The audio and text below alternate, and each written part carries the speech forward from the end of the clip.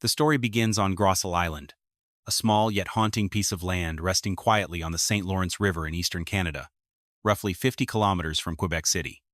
The French name translates to large island, but its reality is humbler, barely 2 square kilometers of rocky terrain and sparse vegetation, marked only by a handful of aging buildings once used as quarantine facilities for Irish immigrants who fled famine and disease in the 19th century. Today, visitors might see a peaceful landscape, a place of history, perhaps even serenity, but few realize that beneath its calm surface lies a chapter of horror capable of ending the world as we know it. During the Second World War, Grossel Island was transformed from a medical outpost into one of the most secret research sites in the Western Hemisphere. Hidden under military orders, laboratories were built, guarded by soldiers who had no idea of the magnitude of what they were protecting. Here, scientists were tasked with an assignment that blurred the line between defense and annihilation, to create and perfect weapons of mass destruction. The term weapon of mass destruction, or WMD, describes any technology designed to obliterate large segments of population, infrastructure, or ecosystems in a single sweep. The category includes nuclear, chemical, and biological weapons, each terrifying in its own right, yet distinct in how it brings civilization to its knees.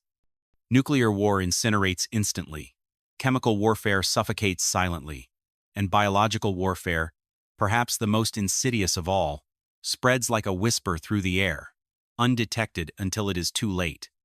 In theory, WMDs were meant to act as deterrent symbols of power so catastrophic that no one would dare use them.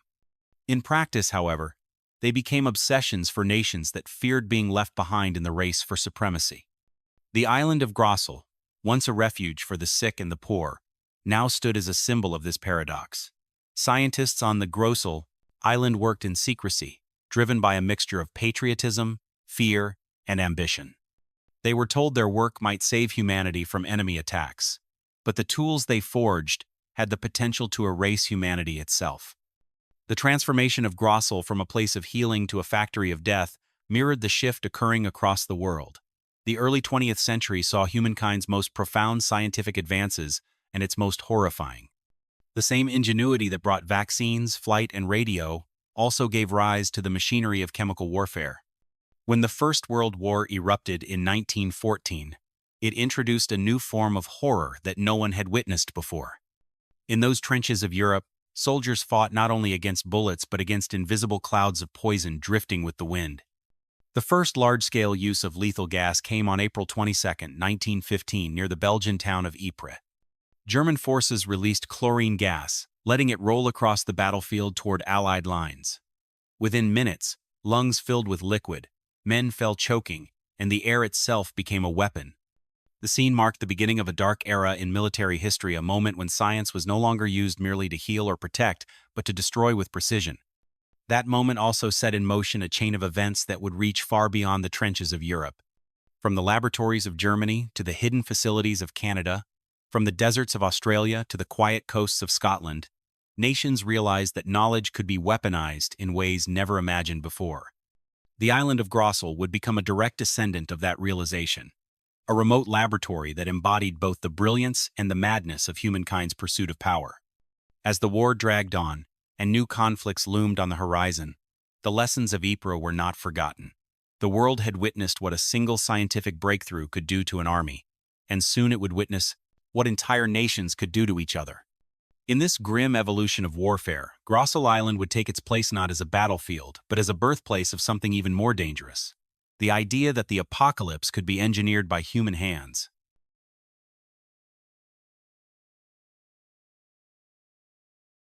The story of chemical warfare began long before Grossel Island became a fortress of science and secrecy. It started during the muddy, hopeless years of the First World War, when the world's most powerful nations fought not only with bullets and artillery but with chemistry. On April 22, 1915, near the Belgian town of Ypres, German forces released over 160 tons of chlorine gas across the Allied trenches.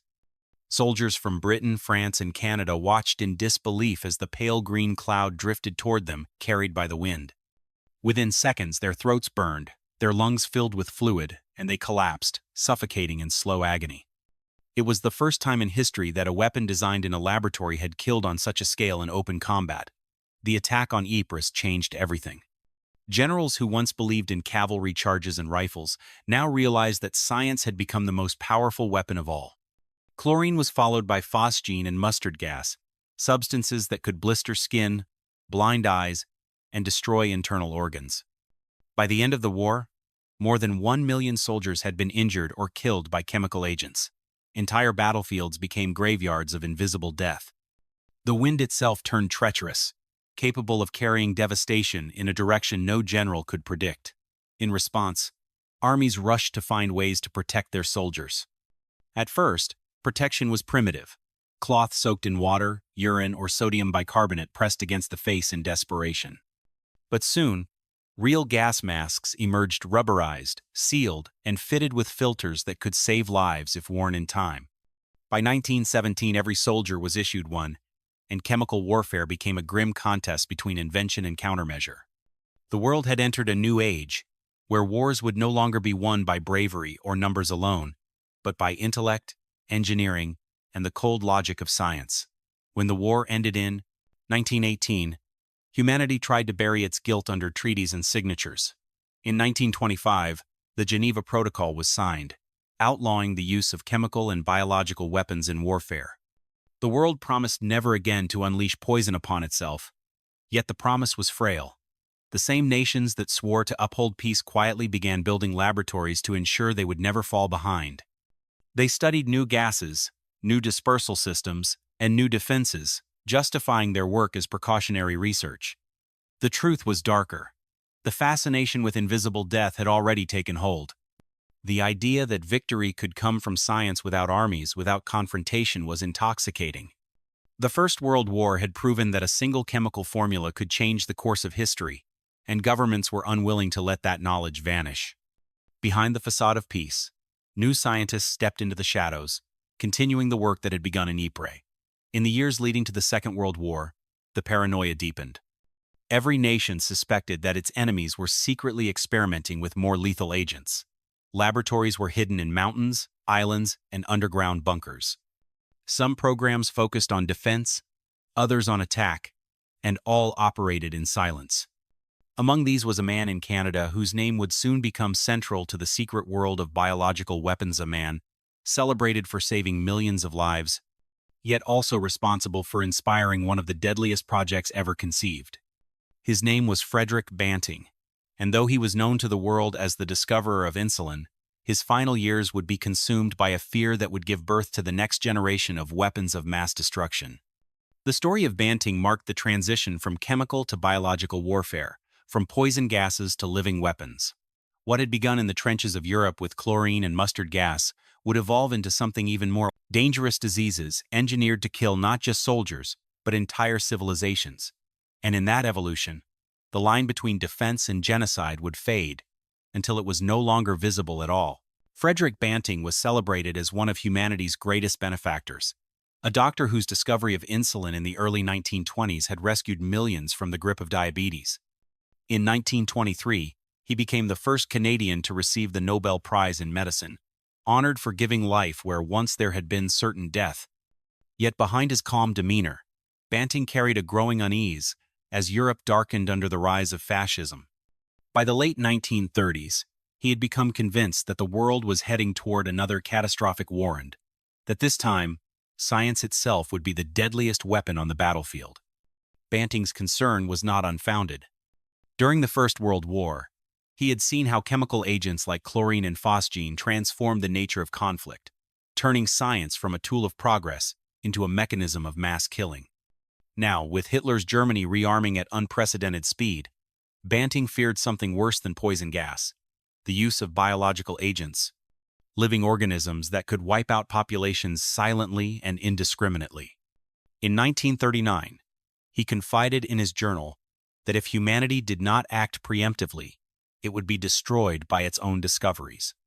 His words were cold and unsettling. Wrote that, to save civilization, millions of Nazis might need to die without mercy or hesitation. When Germany invaded Poland in September of that same year, Banting's fears hardened into action. He approached senior officials in the Canadian government, and proposed a secret program dedicated to researching biological and chemical weapons not for conquest, he said, but for survival. His proposal found support among both politicians and industrial magnates. Financial backing poured in from figures like Samuel Bronfman, head of the Seagram Company, and John David Eaton, owner of the Eaton's department stores. Together, they funneled $500,000 into a project that would become known as the M1000 Committee, tasked with coordinating Canada's contribution to biological warfare research. Banting envisioned Canada as a scientific ally of Britain, a nation whose vast wilderness and remote geography could hide research too dangerous to conduct on European soil. But fate denied him the chance to see his vision realized. In February 1941, while flying to Newfoundland to meet British biological warfare specialists, Banting's plane crashed in a frozen forest. He was killed instantly. To the public, his death was reported as a tragic accident involving a humanitarian mission. To those inside the secret program, it was the loss of their founding architect. Despite his death, Banting's idea outlived him. The M1000 Committee pressed forward, now fueled by wartime urgency. Within months, Japan's notorious Unit 731 began conducting brutal experiments on prisoners and civilians in occupied Manchuria, dissecting victims alive and releasing plague-carrying fleas to infect entire villages. The Axis powers had already turned disease into a weapon, and the Allies were determined not to fall behind. What began as a defensive research effort quickly took on a life of its own. Governments discovered that biological agents had one crucial advantage over conventional weapons: plausible deniability. A bomb leaves craters and debris, but a pathogen leaves no fingerprints. It spreads invisibly, crosses borders freely, and hides behind the chaos of nature itself. For military strategists, the appeal was irresistible. The death of Frederick Banting marked a grim turning point in Canada's scientific legacy. The man who had once cured an illness now inspired a generation of scientists to create new ones. His laboratories would soon be reborn under a different purpose, one that no longer sought to heal but to test how far life itself could be manipulated in the name of national security. That transformation would take place on an island whose name, once forgotten, would soon be whispered again in Feargrossel. The transition from theory to practice began far from Canadian shores, on a bleak, windswept island off the northern coast of Scotland called Grunard. In 1942, the British government, desperate to understand the destructive potential of biological warfare, selected this isolated island as a testing ground. Scientists from the secret research facility at Porton Down brought hundreds of sheep to the island, tethering them to posts as they prepared an experiment that would define the next era of military science. The test involved anthrax, a bacterium known for forming spores capable of surviving for decades in soil or water, resistant to heat, sunlight, and most chemical disinfectants. When the bombs detonated, releasing clouds of anthrax spores across the island, the results were immediate and horrifying. Within days, every sheep was dead. The corpses, buried beneath the coastal cliffs, began leaking contamination into the surrounding soil. Grunard Island was sealed off indefinitely, its very ground transformed into a biological wasteland. The British government quickly realized that the danger of such experiments outweighed the benefits of proximity. Conducting them on British soil risked contamination that could not be contained. They needed a location remote enough to ensure secrecy and safety, yet developed enough to support sustained research. Across the Atlantic, their answer lay waiting Grossel Island, a quiet outpost on the St. Lawrence River, remote yet accessible, and crucially, under the authority of an Allied government. Grossel had already served as a quarantine station a century earlier, established in the year 1842 during the Great Irish Potato Famine. Ships known grimly as coffin vessels had carried thousands of starving immigrants across the Atlantic, their holds filled with fever, dysentery, and death. The station on Grossel was built to contain these outbreaks, its isolation protecting the mainland from contagion. Decades later, that same isolation would make it the perfect location to study contagion once again, this time, not to cure it, but to weaponize it. By 1942, construction crews and scientists quietly arrived under military escort. The site was officially designated as a war disease control station, a misleading title that concealed its true purpose. The island was divided into two operational zones. The western half, known as Project R, focused on research involving rinderpest, a viral disease affecting livestock. The eastern half, called Project N, was dedicated to anthrax weaponization. Laboratories were sealed behind thick concrete walls. Airlocks and decontamination chambers lined the hallways. Soldiers patrolled the perimeter with orders to shoot intruders on sight. Grossel's design was meant to make it entirely self-sufficient. It had its own power plant, boiler rooms, living quarters, chapel, and medical facilities. No outside supplies were required. No unnecessary visitors were allowed. Even the ferry routes to the island were restricted, their schedules classified. Within these walls, the boundaries between science and warfare dissolved. The scientists who worked there lived in constant tension, partly terrified by what they were creating, partly enthralled by the scale of their work. The island's secrecy was so complete that even neighboring villagers across the river, in the small settlement of Montmagny, had little idea what was happening. They saw only military convoys and the faint glow of lights at night. Rumors spread of strange illnesses among the soldiers, of livestock dying suddenly, and of smoke rising from the island long after midnight. None of them knew that beneath those lights, Canada was producing one of the deadliest substances ever engineered by human hands. Grossel's transformation marked the culmination of Banting's vision, though he had never lived to see it. What had begun as a precaution against Nazi biological weapons had evolved into a full-scale manufacturing program. By the time the laboratories reached full capacity, the island no longer served as a quarantine zonate, had become an incubator for the apocalypse. Inside Grossel Island, life followed a rhythm that balanced discipline, fear, and routine. Every morning began with the hiss of decontamination chambers as scientists stepped into their suits-thick rubber garments that sealed them from the world outside. The air was heavy with the smell of chemicals, disinfectant, and metal. Windows were shuttered, and sunlight rarely touched the inside walls. The island's laboratories were divided into layers of containment, each more restrictive than the last. At the core, behind reinforced doors and steel vents, sat the anthrax cultures. Fine powders of death resting in glass vials, awaiting testing. The work was exhausting. The suits trapped heat, and oxygen supplies were limited. Temperatures inside the labs often exceeded 40 degrees Celsius, forcing researchers to adopt a strange practice. They worked nearly naked, wearing only their gas masks and gloves. It was the only way to endure the stifling heat and move with any agility. The irony was cruel. In stripping themselves bare, these scientist-men of intellect and education became symbols of humanity's own vulnerability, standing unclothed before the very death they had created. By the summer of 1943, the first serious incidents began. Several researchers developed fevers, then lesions on their skin, followed by internal infections that puzzled medical staff. Within days, they were evacuated to a hospital in Quebec City and placed under quarantine. Tests confirmed the worst. They had contracted anthrax. The invisible spores had escaped their sealed environment, carried perhaps on dust, perhaps on flies. The report that followed reached Ottawa in panic. Senior officers demanded the immediate closure of the project, but political momentum and wartime desperation overruled the warnings. The research continued. That same year, the island's problems multiplied.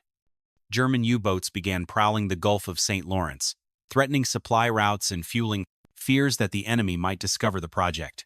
Troops stationed on Grossel were forbidden from leaving, but isolation bred restlessness. Some soldiers snuck across the river at night to visit nearby villages, risking exposure and gossip.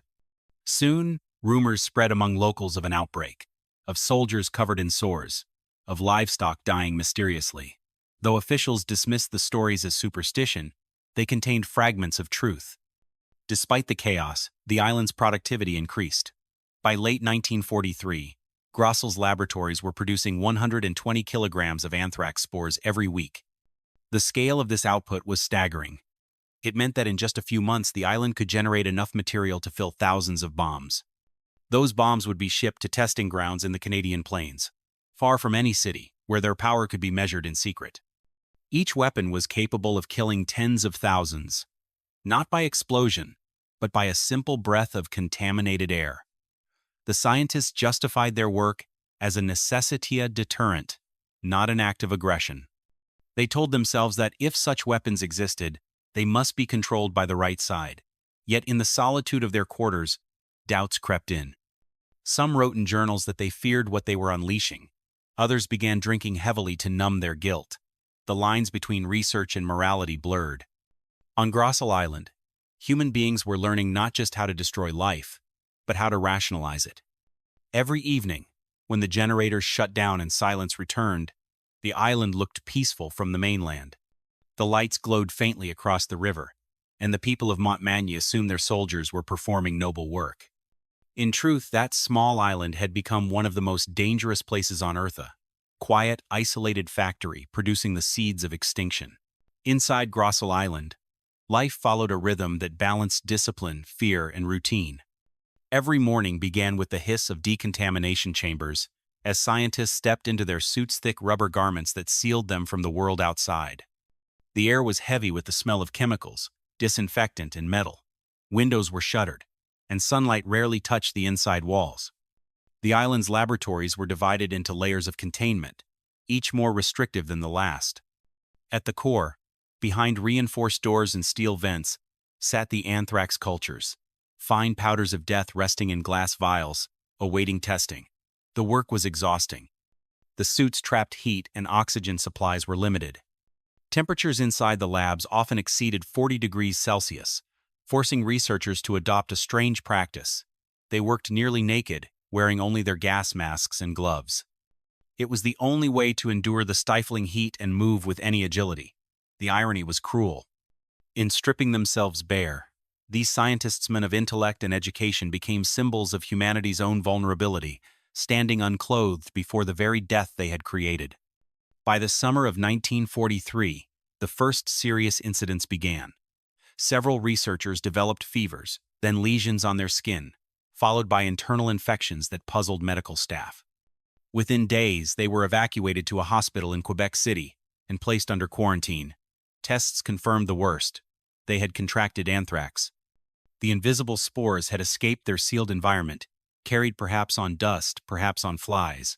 The report that followed reached Ottawa in panic.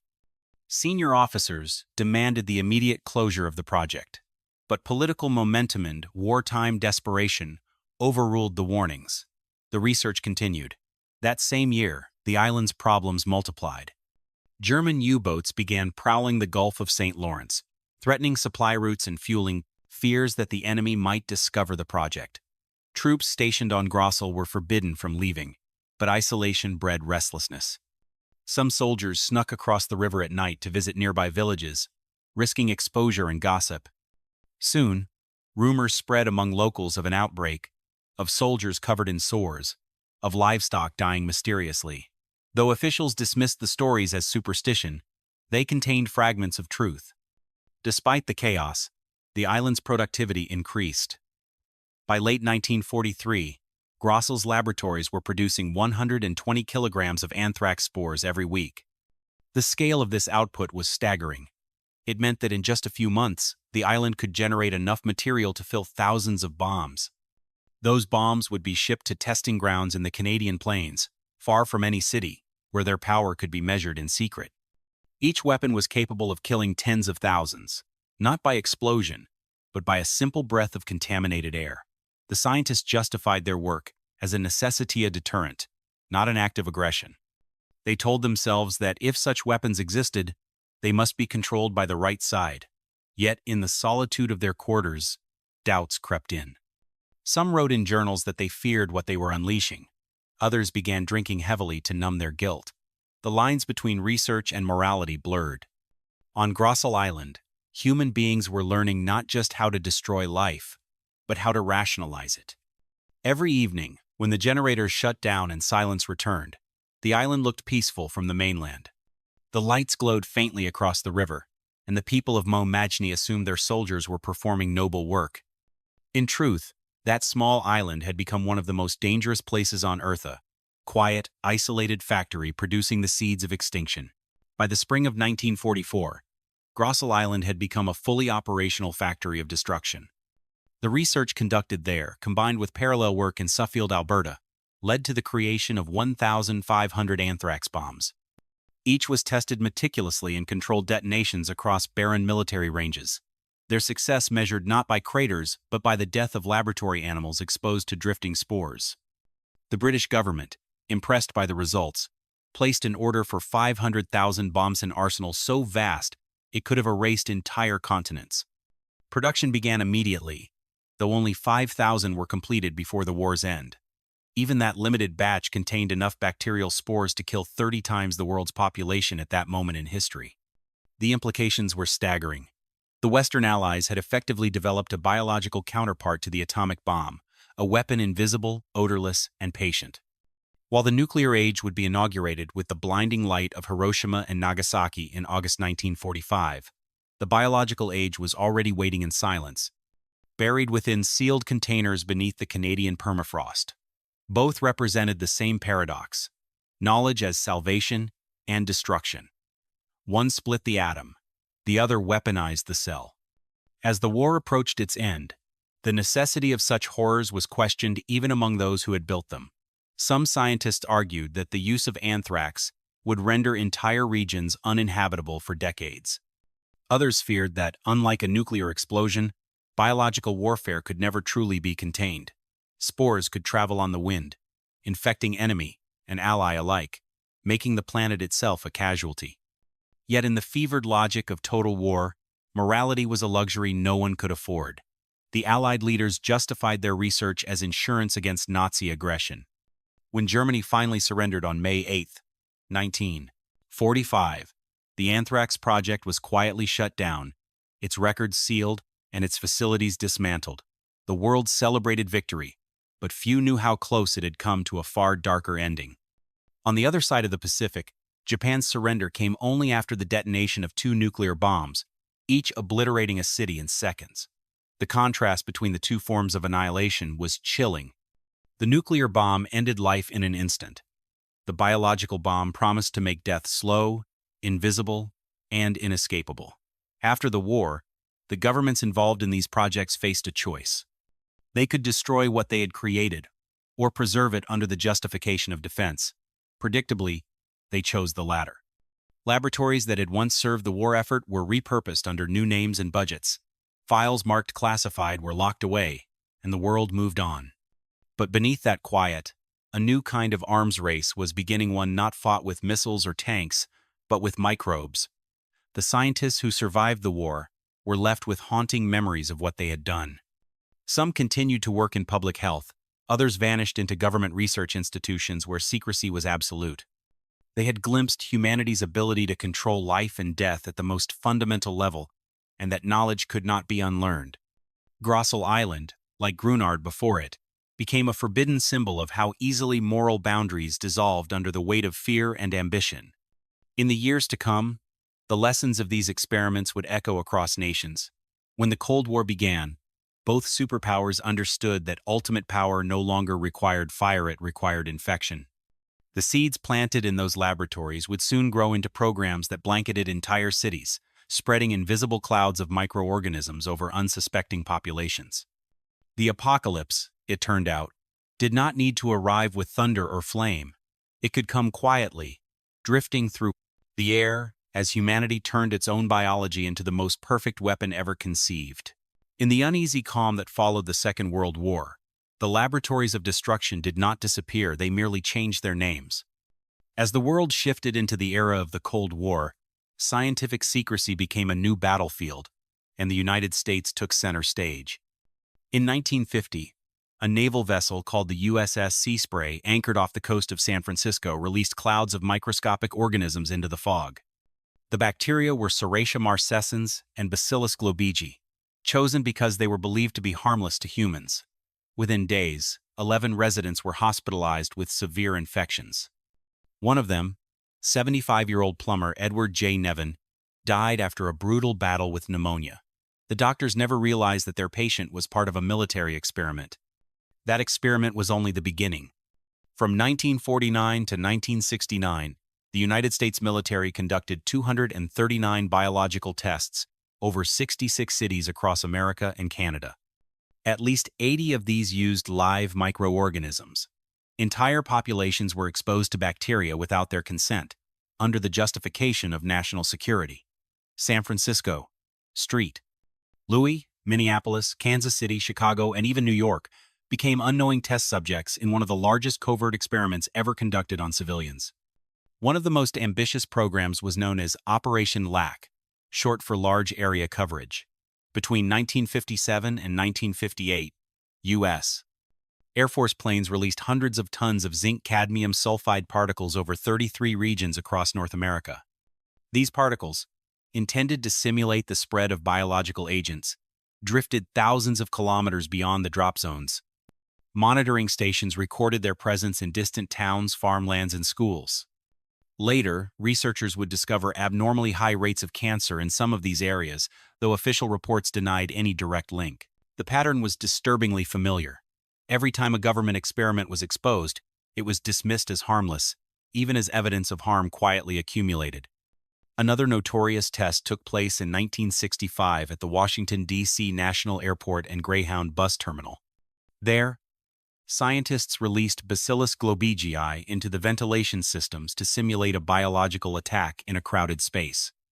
Over 130 travelers inhaled the bacteria, unknowingly carrying it to 39 cities across 7 states within 2 weeks. The conclusion of the experiment was chillingly pragmatic. A single release during rush hour could infect tens of thousands and overwhelm the public health system in hours. When journalists began uncovering fragments of these operations in the late 1970s, outrage followed. Hearings in the U.S. Senate revealed that many of the tests had violated both ethical standards and federal law. But by then, it was too late. The biological arms race had already reshaped military doctrine around the world. In 1969, President Richard Nixon officially ordered the destruction of America's offensive biological weapons stockpiles and halted research programs. Yet skepticism remained. Many scientists doubted whether the directive was fully obeyed, and whispers persisted that experiments continued in secret facilities under the guise of defense research. The moral questions born on Grossel Island had come full circle.